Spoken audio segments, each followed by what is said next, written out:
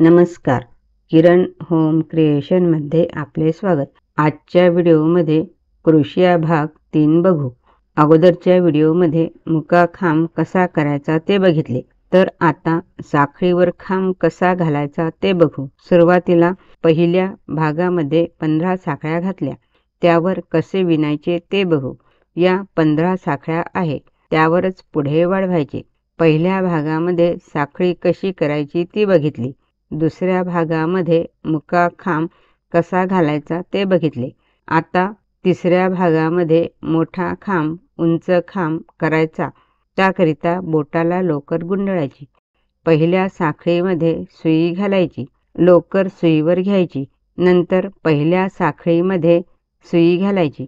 सुईवर 3 टाके आले, सुईवर लोकर घेऊन टाक्यामधून सुई काढायची। 2 टाके राहतात, परत 2 टाक्यामधून सुई काढायची।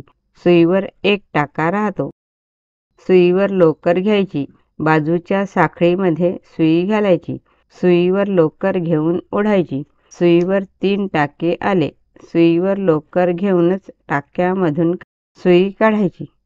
2 टाके राहिले, परत सुईवर लोकर घेऊन 2 टाक्यामधून सुई काढायची। सुईवर 1 टाका राहतो, याचप्रमाणे करायचे। परत लोकर बोटाला गुंडाळायची, सुईवर लोकर घेऊनच साखळीमध्ये घालायची। सुईवर 3 टाके आले, सुईवर लोकर घेऊन टाक्यामधून सुई काढायची। 2 टाके राहतात, परत 2 टाक्यामधून सुई काढायची। सुईवर 1 टाका राहतो। विणकाम करताना खांब करणे आवश्यक आहे। हे जे करतोय याला खांब म्हणतात।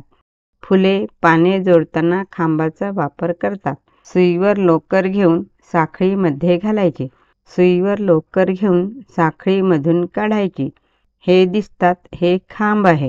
प्रत्येक वेळी सुईवर लोकर घेऊनच खांब करायचा।